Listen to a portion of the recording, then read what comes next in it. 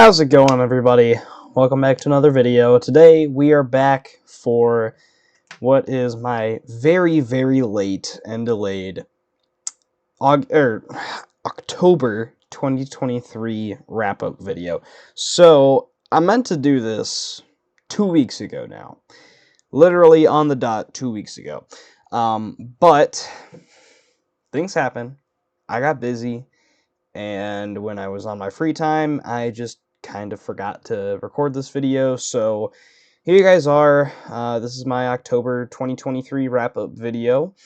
So this is going to be a little bit different than usual. I mean, last time I ended up doing like all of my watches of the month, and this time there were over 70 movies that I watched in October, so that's not going to happen.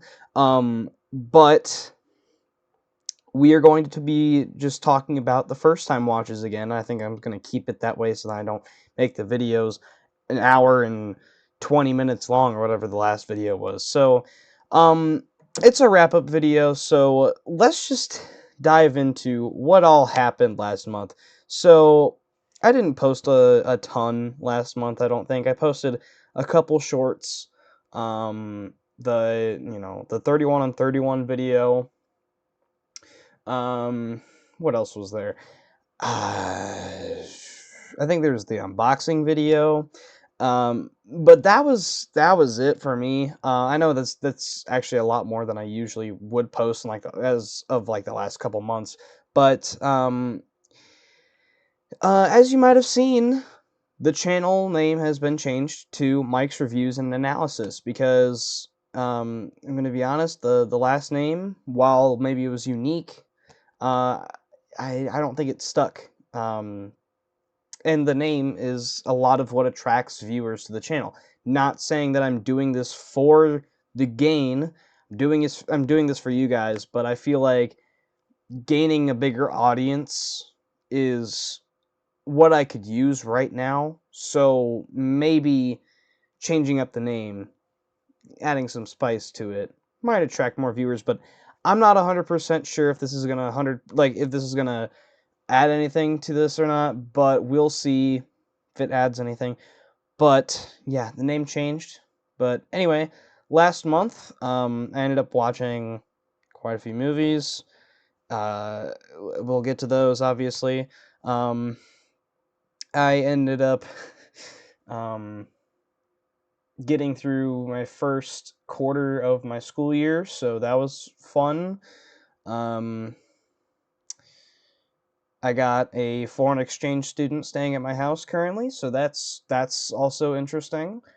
And then there was a kid that died, that had attended my school, and it was a rough week when that happened because there was a lot of stuff that was going on that week. Um, that whole week in general was just not good. I ended up getting played by a girl, so that was interesting. Um, and then literally on the same day was the day that the kid died, so it was just a whole thing. Um, but yeah, keeping my head up, it's just tough because it was a girl that I've known for a long time, and plus the kid that died I had known for a long time. I used to play baseball with him, so it still still going through it. Like I've talked to the girl, and like it was just a whole like um I guess misconception on my part and their part. It was also not just her; it was a bunch of girls that were a part of it. So that didn't really help either. And there are a bunch of people that I've known for a long time, so I lost a lot of respect for people that day, and also lost a friend. So it was interesting. But yeah, with that out of the way, with all the personal stuff out of the way, let's just go ahead get into the movies that I watched last month.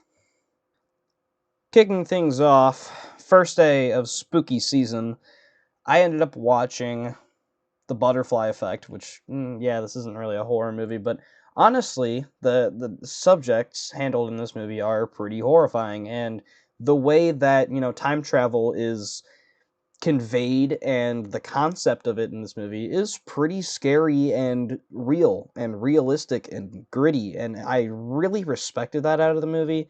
And also the ending of the director's cut, which I believe is the version that I watched, because I looked it up afterwards. There's two different endings, one of the theatrical and one of the director's cut. And if I remember right, the director's cut ending was the ending of the movie that I saw. So yeah, that was cool. I had no clue I was watching the director's cut, but the ending was fantastic, and it was so dark and scary. It was like all sorts of feelings about that one. But yeah, B plus could go up in the future. I ended up really loving the Butterfly Effect. Ashton Kutcher's best performance that I've seen from him, and I ended up watching two or three Ashton Kutcher movies last month, so that was interesting. So yeah, B plus for the Butterfly Effect. I really enjoyed that one. The next first time watch was Cry Wolf, from 2005. This one isn't like super well known, but it was a movie that was recommended to me multiple times by one of my Instagram friends, and I gotta be honest, it wasn't great. I had bought this one from Goodwill, I believe, like 2 months ago or something like that. I don't know. I might have talked about this in the last one because I remember I was late to getting to that one too. But I don't know. This one was frustrating because there was some things that I really enjoyed about it, like the cheesiness I enjoyed. There was like a certain intensity to it that I also liked. Um, and also I loved like the 2000s asset, like the 2000s feel to it, but the characters, the dialogue, the pacing of the movie was just not good. I don't want to say I like outright hated it, but it wasn't good. Gotta be honest. Like a C minus for that one. Um, 2 days later, I ended up watching Dark Shadows. I believe this is the a Tim Burton movie. Um, yeah, Tim Burton. This one, Johnny Depp. I think Helena Bonham Carter's in there. I don't know. I don't remember a whole lot about this movie, if that tells you anything. Um, yeah. C. I didn't really enjoy that one, unfortunately. And then I ended up watching Dude, Where's My Car? Dude, where's my car? Where's your car, dude? Dude, where's my car? I kind of loved like the first 2/3 of the movie, and like the last, I don't know, 10-20 minutes were like so weird, and I don't even know how to describe it, but I was digging it for the longest time, and then like I don't know what was going on in the last like 15 minutes, I guess. Like whenever the giant space lady happens, that lost me. The rest of the movie, I I really dug. It was a goofy freaking movie. One that I definitely would not mind rewatching, and I do believe we'll talk about that one later. Could be wrong.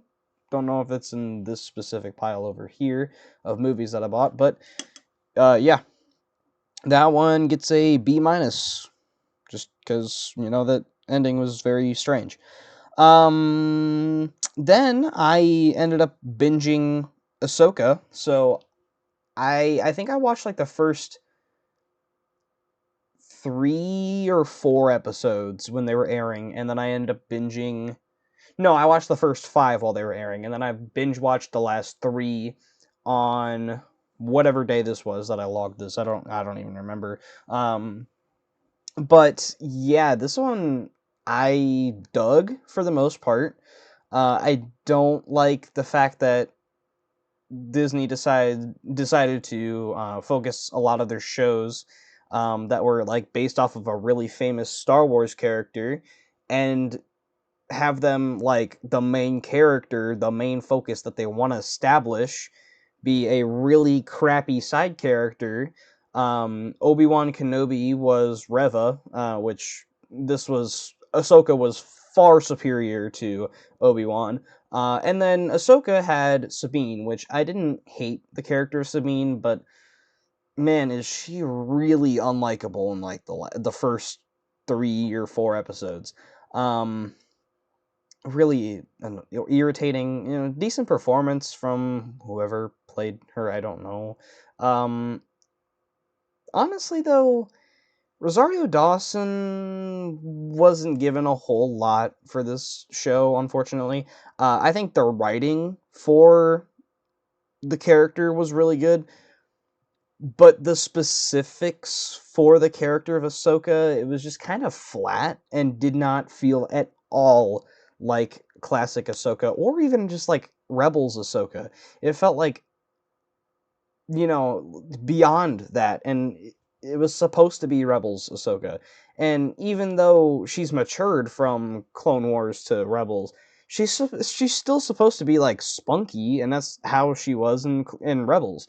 I didn't love how they handled her like 100% in the show, but really, other than that, I ended up really enjoying the show. I think seeing most of the Rebels characters back was a lot of fun. For whatever reason, we didn't see Zeb, even though we saw him in Mandalorian season 3. Um, but yeah, I liked the show a lot. Really solid. The ending was a little rushed, I will say. Kind of leaves you on a cliffhanger, and it probably won't get a season 2 because it hasn't been announced. But yeah, I dug Ahsoka, so B+. I dug it, even though it's a show. It was still on Letterboxd, so that's what I'm going off of for my diary entries. So yeah, I dug Ahsoka. It was solid. And then I checked out Pet Cemetery Bloodlines. I meant to do a short review on here, but honestly, for a movie that I thought was like kind of solid, I didn't really want to go out of my way to review it. And it wasn't even like that popular of a movie. I don't even think it got like one of the review banners or whatever on Letterboxd until this month. So yeah, that tells you how much reception it got, how many views it got. But honestly, for a movie that has a 2 out of 5 on Letterboxd and is probably rotten on Rotten Tomatoes, I actually really kind of dug this one. I know a lot of people have the complaints with the newer Pet Cemetery movies that they just lose all of what made the original Pet Cemetery so effective.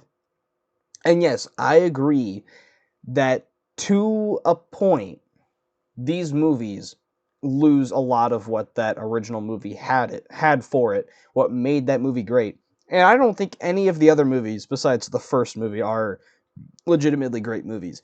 But I really enjoy the entire catalog of these movies. I enjoy 2, even though it's weird and cheesy and stupid. I enjoy that movie. The remake, sure, it was really, really messed up in its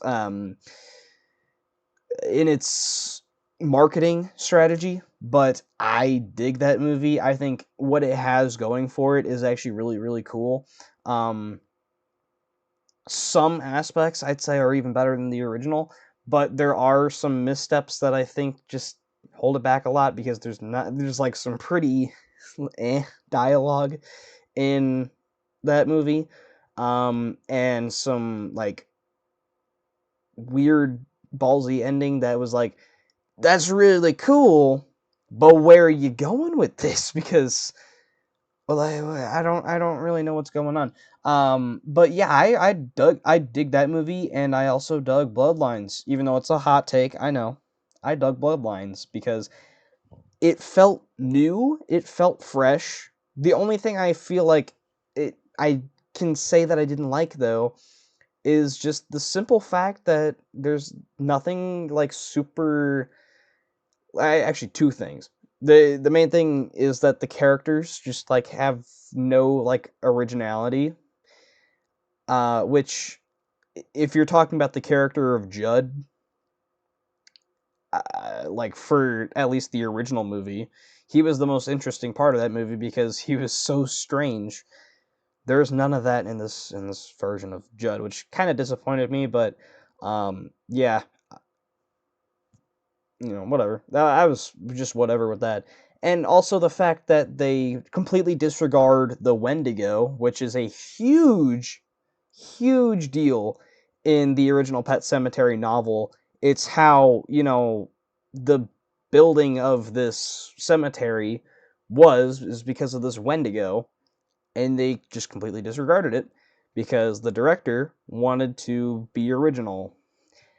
I don't love that, but I respect it. But other than that, I dug this movie. I actually really really enjoyed this one, and I don't understand the hate for it, in the slightest. Really, the third act is freaking awesome. I really really enjoyed that first act, or that third act. I mean, not the first act. Um, the very ending I thought was amazing. I thought the way that they wrapped up the movie was actually like genuinely fantastic. Even though you already know by the end, because it's a prequel, who's gonna live, who's gonna die. Like, I don't care. Like that. I mean, I get that's like a thing about prequels. It's like I'm going in because it's a prequel about Judd, so yeah, I'm gonna expect that. Hopefully it's going to give me some answers. And I think some of the answers that they gave were pretty cool, like going back to the Indian burial ground stuff. I thought that was cool, with like the dude that they buried that was eating the pilgrim. That was cool. I thought that was kind of nuts, but it was cool, man. But yeah, I kind of dug Bloodlines. I'll give it a B minus because it's got issues. Yeah, but I thought it was cool. Sorry. I know a lot of people were really, really hating on that movie. I was like, no, I don't get that. And then I checked out Exorcist Believer in theaters. It's gotten worse over time. I don't really ever want to discuss this movie ever again. Besides, outside of this year, I don't want to ever discuss this movie again because I gotta be honest, the amount of flack I've just gotten for saying that I think the movie's tolerable is like it makes me mad. Um, yeah, it makes me mad. But like it was just okay. I thought it was middle of the road. I think as an Exorcist sequel, this movie is horrid. But as a movie in general, I think it's all right. I think it's got some balls. Even though as how some of the stuff is like kind of just like disregarded in the third act, like how some plot points were just kind of like dropped for whatever reason. Like it was kind of weird. But like I said, as an Exorcist sequel, this movie is freaking horrid. I don't get how this was made an Exorcist sequel. If you literally write out, like if you literally just like edited the middle 10 minutes of the movie, it wouldn't be an Exorcist movie. If you went into the script and erased the names Chris and Reagan McNeil, this wouldn't be an Exorcist movie. Why was this an Exorcist movie? Why did Universal pay $400 million for the rights just to make this movie? I don't get that. It's like a C minus for me. I think the movie itself is fine. Like I said, it's just as an Exorcist sequel, kind of sucked a lot. It was. I don't want to say it's offensive. I don't think it's offensive at all. I don't think it's preachy, but it's not a good Exorcist. It's not. It's not a good Exorcist sequel. It's not. C minus. It's it's whatever to me. I just don't want to discuss it. Um. Oh. Even worse, unfortunately. Some people really enjoyed this movie. This was on 31 on 31, My Bloody Valentine from 2009, or My Bloody Valentine 3D. I get a lot of people really enjoy this movie.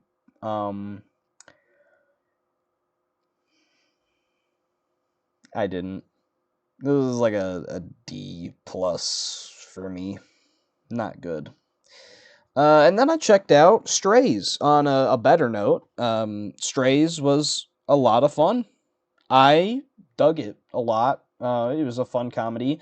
Not, I mean, the year's best comedy. It's not like groundbreaking. It's not one of the year's best, but heck, I'd give it like an honorable mention maybe for top 20, top 30, something like that. It's a fun movie. I dug it. I don't know why there's so many like half-star reviews on Letterboxd for it, but it's a lot of fun. I I enjoyed it. And then I checked out B for Strays. And then I checked out VHS 85, the latest VHS movie.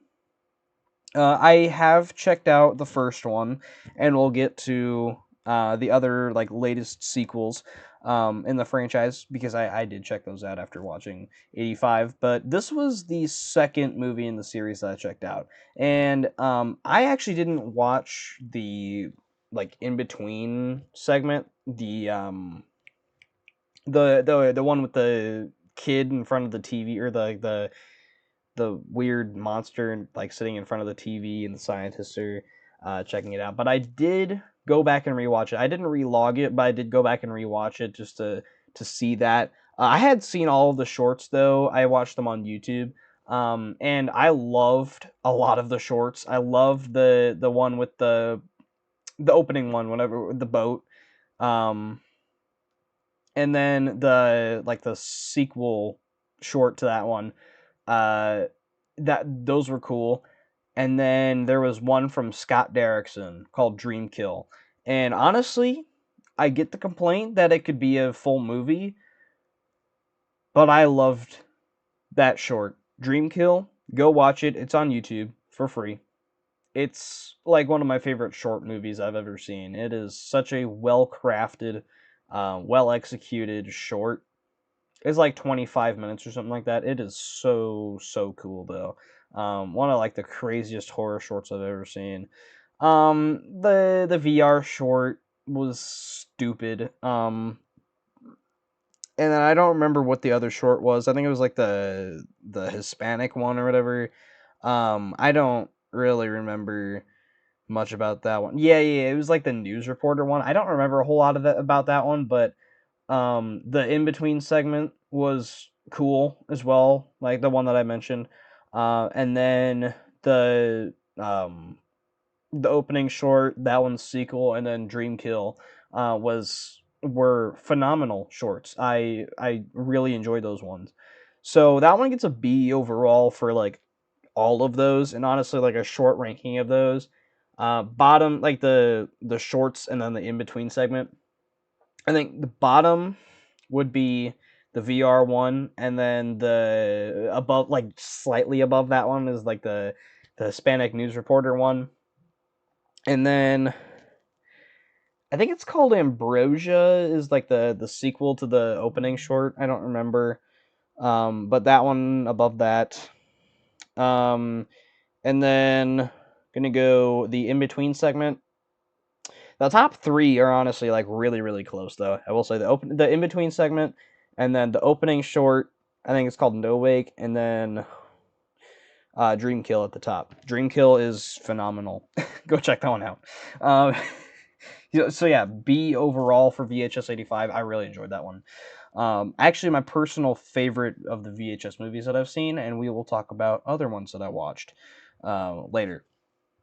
And then I checked out Shopping Mall, another movie for 31 on 31, suggested by Luke. I hadn't seen this one all the way through, so I had to watch this one, and it was actually really enjoyable, even though its concept is super cheesy, super 80s. Very enjoyable movie that it embraces the cheese. I really enjoyed it. So that one gets like a B minus. And then I checked out the only Jordan Peele movie that I hadn't seen before, and that is Us. So this was also on 31 on 31. And probably my least favorite Jordan Peele movie. By a long shot, actually. It's my least favorite of his. But gotta be honest, it was really just because of like the last 15 to 20 minutes. It didn't ruin the movie, but I was really, really digging the movie. Like, solid 4.5. I was going up until those last 15 to 20 minutes, where I thought it was like okay. There was some like really cheesy stuff about it though that was just kind of like throwing me off a little bit. And then like the final reveal added nothing to the movie. It doesn't change anything that happened in the movie. But for some reason they just added it in because it was like a little surprise. I was like, what? Why? What was the purpose of that? But really, other than that, I dug Us. Good movie. And then I checked out Totally Killer. This one was the new Amazon Prime slasher movie. I honestly forgot this movie happened. A lot of people were hyping this one up, and it was just okay to me. The main actress was good. I don't remember her name. Seeing Steven, no, not Steven Yeun, whatever the dude's name that was the police officer. He was cool. The kills were pretty neat. The concept is cool. The first like half of the movie I was really digging, and then the last half was just eh. Just okay to me. Like a B minus. It was pretty solid. Nothing more, nothing less. Then I checked out House of Wax, which another movie that I needed to watch for 31 on 31, and surprisingly, I really, really dug this one.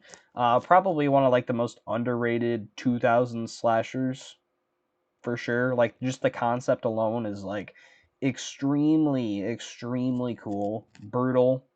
Um, the performances, like seeing the cast in this one, is really cool.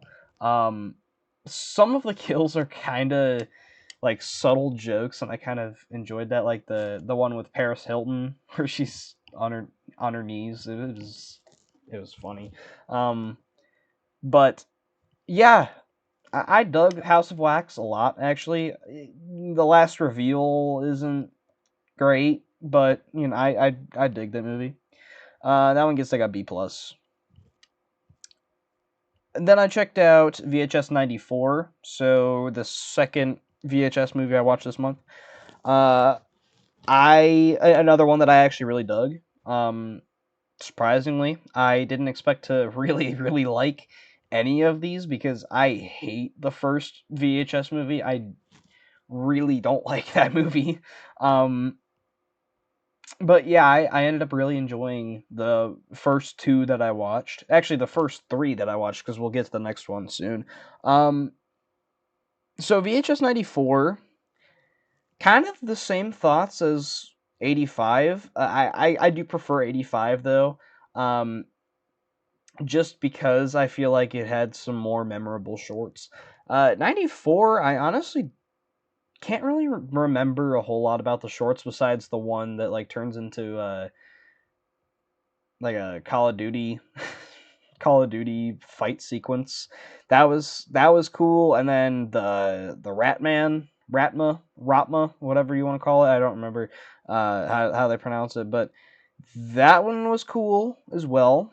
Um, and I don't really remember the other shorts that well. I remember there was one that was in like a funeral home or something like that. Um, the last one was with like these dudes that were keeping some like monster in like a mine shaft or something like that, and that one was kind of neat. I think that might have been it though. I don't remember if there were any more shorts, but I honestly forgot about half of the shorts until just now. Um, but yeah, that one gets a B because I remember initially watching that one. That was a really solid one. And then one that I have no grade for is The Dirties. This is from the director, sorry, of the new movie Blackberry that came out this year. Actually, is this multiple directors? No, it's just one, Matt Johnson. Okay, so this guy has a weird taste in movies, man. I haven't checked out Blackberry. I've heard it's kind of weird, but really good at the same time. Honestly, I don't know how to feel about this movie though, because this one has stuff going for it. It's got very cool direction, cool, like different directing style to it. Different approach for sure. If you don't know about this movie, basically it's about a kid that goes psycho, thinks that his life is a movie, and then he goes and plans a school shooting, which is not cool. Don't do that. But yeah, this movie it's something. I don't even know. The ending is very strange, very ambiguous, and it just adds on to the fact that I can't make up my mind on that one. So, no grade. Couldn't tell you if it's an A plus or an F minus. Um, don't know if I loved it or hated it. Still don't know after like a month after seeing it. Uh, but yeah. Then I watched VHS 99, so the third of like the newest trilogy of sorts that Shudder made of these movies. Um, this was my least favorite of the new three, but it was still really solid. I like the late '90s aspects to it. The opening short was very very '90s, and I kind of dug it. The one with the buried alive, I think it was called or something like that. I don't really remember. But the one where the chick gets buried alive, that one was kind of neat. Um, there were some that I didn't particularly love. The last short was really cool, I will say. Um, but I wasn't a huge fan of the third one with the game show, and I don't remember the other one. I know there was five in this one. I know that. Um,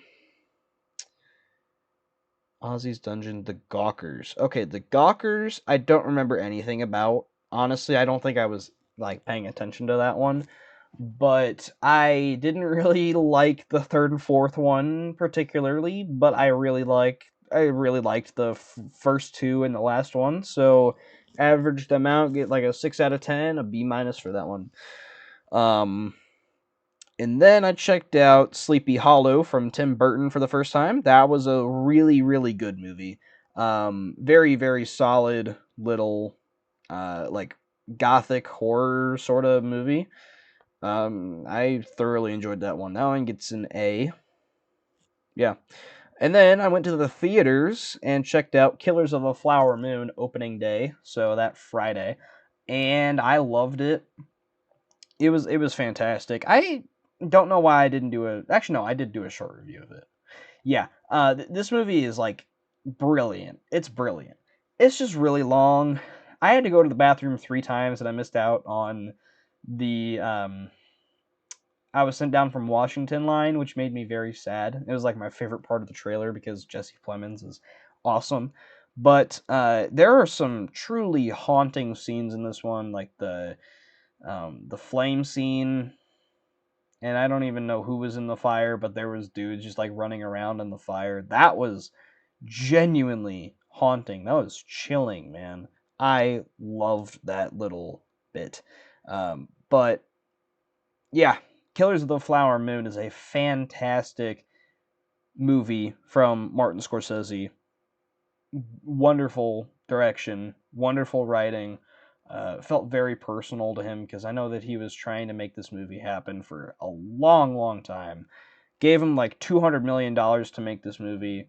Fortunately, it didn't do too hot at the box office, but it still has its fair chance on Apple TV. Luckily, I don't know if this is getting a physical or not, but I really hope it does because I don't have Apple TV. But yeah, I really enjoyed Killers of the Flower Moon. Very, very good movie. That one gets an A for me. I really, really love that movie. And then I checked out VHS 2. So going back to the original 3 VHS movies, and I did not like this one either. The first short, the opening short, was super cheesy, and I dug it for the most part. Um, the rest of them were not good. Uh, yeah. Um,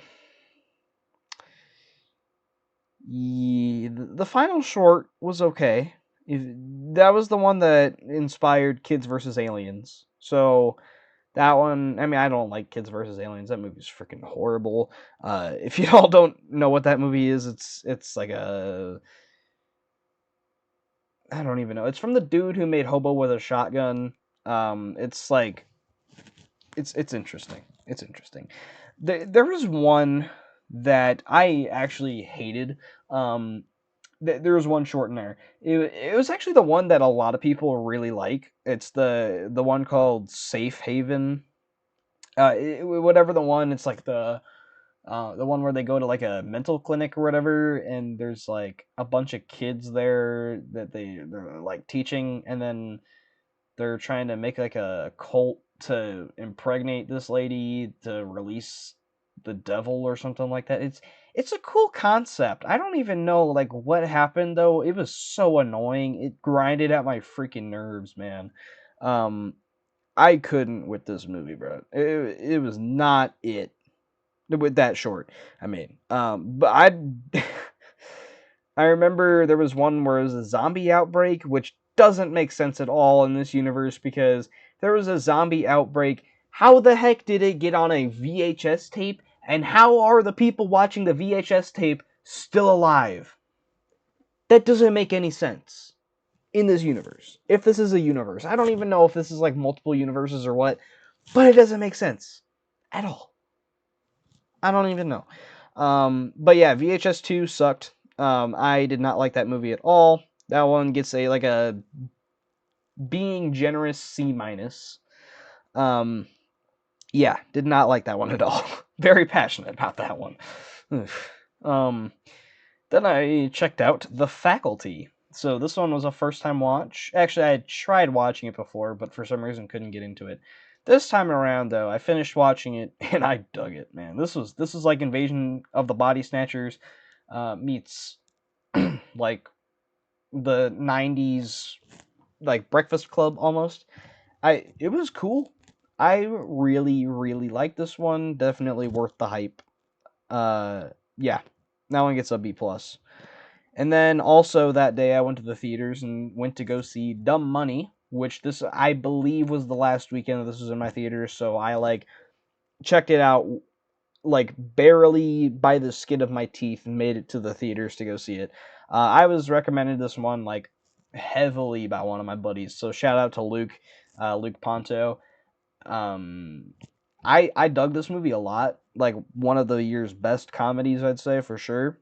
If not the best comedy of the whole year. I don't know if I have like any ranked above it currently in my ranking of 2023, but I really enjoyed that movie a lot.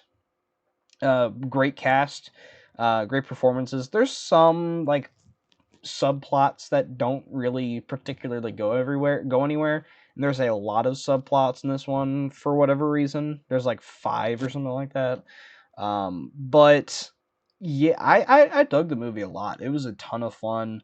Really enlightened me on the whole GameStop scenario. Like I was wondering for the longest time, why the heck did my GameStop just like close out of nowhere in my town? And then I watched this movie and I'm like, that makes sense. Okay. But yeah, that one gets a B plus for me. I thoroughly enjoyed Dumb Money. And then on a watch along, I ended up checking out Case 39, which was not good. I thought this one was another movie. I don't Session 9. I got that one and Case 39 mixed up, but Case 39 was dreadful. So boring. There was like some okay performances, some weird moments in the movie, but this was not it. This was terrible. This was freaking awful, man. This I don't know what was my worst movie that I watched this past month, but this is down there for sure. Yeah, this was a D. Jeez Louise, this was bad. um, and then I checked out Hostel, which I mean, first time watch, obviously. But this has been on my horror watch list for a while because I've heard it's pretty gruesome. I tried watching it a while ago though. I do remember that, and I couldn't get into it because the first 30 minutes of the movie are you're supposed to hate the movie from the first 30 minutes because the characters are dreadful. They're terrible people. But the movie is also very gruesome once you get past the first 30 minutes, which I didn't get past the first 20, so there's my problem right there. Um, and I think after watching this movie, it sprouted a new fear of mine, which is going to a new country and not knowing where I am and then being taken captive and tortured. I I don't want to go out of the country now. But yeah, Hostel gets a B minus because I could not stand the first 30 minutes of this movie. It was like I don't even want to say what I thought about that movie because or like the first 30 minutes because it's not appropriate for YouTube. But yeah, not great. Like not great first 30 minutes. The rest of it is pretty solid. The ending I didn't love either, but honestly I dug the movie nonetheless. A B minus, I'd say. Actually, I ended up watching the whole trilogy. I didn't end up reviewing three for whatever reason, but I'll talk about three when I get to part two. Uh, but yeah, then I checked out Five Nights at Freddy's. I meant to go see this one twice, or not go see, but see this one twice. I ended up watching it on Peacock and then go to see it in the theaters. But I didn't end up seeing it in the theaters, unfortunately. But plans changed. But yeah, I ended up still checking this one out on Peacock either way because this is one of my most anticipated movies like ever. Man, like this, I've been following this movie for since it was announced. So 2016, 2017 or something like that. I don't know. But I've been following this movie for the longest time and worth the wait. I gotta be honest. I dug this one. I know a lot of people didn't like this one, but I'm also a huge fan of the game, so that might have been it. That's probably why I liked it because this was like made for the fans and I'm on the inside of the joke or the inside of the references, so that helped a lot. It's got its issues. It's long. It didn't need to be like almost 2 hours long. There's some really weird like tonal shifts, like how this dude is like taking sleep medications so he can go into his dreams and try to save his brother or try to figure out who killed his brother. And then it goes to the animatronics, this dude, his sister, and a security officer who make a pillow fort. It's like what? But yeah, freaking Matthew Lillard, he's great. I love that guy. He was fantastic in this because he's just the dude made for the role that he was in. But yeah, I dug that movie. B. I mean, it's not like the best movie I've seen all year. It's not like living up to the hype for 8 years, 7 years, or whatever. But I liked it a lot. Might be a hot take, but I dug it. Then Hostel Part 2. So, like I said, the first one I ended up watching all three of the movies. Hostel Part 2 was not as good as the first one, but I will say this whole trilogy was very consistent. I will say. A lot of people hate Part 3. I don't get the hate, honestly. Part 2, I'd say, is pretty much on par with Part 3. Part 2 kind of just like does like the whole same concept, like the main concept as the first movie, but then it also adds in a new subplot where it's like dudes are joining the cult or whatever that's taking these Americans captive. And I thought that was actually like amazingly written. I thought that was fantastic. Something rubbed me the wrong way about the women though being in the torture. It's just, I don't know. I don't know. There's brutal stuff in this one, and I don't think it really improved the fact that it was women undergoing this, but it was still pretty decent, honestly. I like the movie, even though there was just some things that kind of held it back a little bit, but it gets like a C, and honestly, the same thing for part 3. Even though part 3, I feel like actually is on par with it with part 2, because I mean it's a direct-to-video movie. It's got a lower budget. You can tell, like, the way it's shot is not good for a movie that was made in 2012. I think it's terrible, but honestly, it does new things for the franchise. The opening is really cool. It has a new concept. It takes it out of the Czech Republic. I think the first two were in, and brings it to Las Vegas, which I dug. But yeah, it was both of these, like all three of these movies actually were really cool. I kind of dug them. It has its issues. Like there's some things I didn't like, but I don't know. Kind of grew an irrational, like kind of rational, but sort of an irrational fear for traveling out of the country after watching these movies. And yeah, both of those movies get like like part 2 and part 3 get like a C for me, because they've got their issues. Some things rub me the wrong way, and I'm never gonna watch them again. But they were kind of solid, like 5.5 out of 10s. Like I didn't hate them at all, but they weren't great. And then I checked out When Evil Lurks, which I did a short review on here, talking about that one, and I dug it a lot. This was like one of my favorite movies of the year so far, actually. One of my favorite horror movies as well. Crazy, crazy movie. It's an Argentinian horror movie. It's wild. It's got crazy visuals, but it's very, very solid. Go check this one out on Shudder. B+.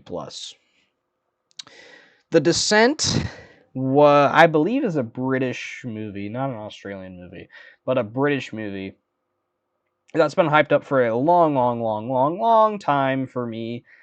And then I checked it out, and I was pretty disappointed, even though there was a lot more that I respected about it than not. But yeah, it was kind of decent. I really like the visuals and the story more than I really dug the movie as a whole. Honestly, it's just because I didn't like the characters in the slightest. But yeah. And I believe that is the last first time watch for last month. So let's round this out, get to my pickups. So all of the movies that I bought last month. All right, first things first. Made an Amazon order. I've already talked about this one. I've already showed it off, but it didn't come in until this month. We got Talk to Me on 4K. So this one is actually one of my top 5 movies of the year, I want to say. Very unique horror movie. Very, very solid. Very, actually pretty scary. It's an Australian movie. It's from first time directors, the Raka Raka brothers. And yeah, it's very, very good. Go check it out if you haven't. I ended up seeing that one in the theaters, and it was a private screening. It was me and the person that I saw it with, and that was it. And I loved it. So yeah, I rewatched it, and it held up a lot. Um, it's got its like pacing issues, so it's not perfect for me still, but that one is one that you need to go buy if you haven't seen it yet, or rent it, whatever you want to do to check it out. But I highly recommend that movie. And then went to a hardware store, and then in their movie bin, they had Pig from Nicolas Cage, and I didn't own this one before, and I actually really wanted to rewatch this one, so I bought it for $5, and I was like, I mean, it's like 10 on Amazon, so that's a steal right there. And then also another movie that I ordered, kind of a funny story with this one, Halloween 4 on 4K. So I had some coupons from Barnes and Noble that I needed to use up, it was like $20 of coupons or something like that. And this one I ended up getting for $20, right? So got $20 off. This was like 40 on the website. I figured, if I just use these coupons, I'm gonna get this for a pretty decent deal because this doesn't a lot of times go down on price on Amazon, and I don't know anywhere else to get it besides Barnes and Noble in store or like a used movie store, and I don't have like a disc replay or anything like that near me, so or that I go to that often at least. So I ended up just ordering this one off of Barnes and Noble, and then of course the week that I freaking order it, it doesn't even come in until the next weekend after I order it, but it had already gone down on price on sale on Amazon for the exact same price that I paid for it with like $20 worth of coupons on it on Barnes and Noble, which pissed me off, but regardless. And then I went to a Goodwill, and I think this is it. It's a pretty small stack, but I found this for $2.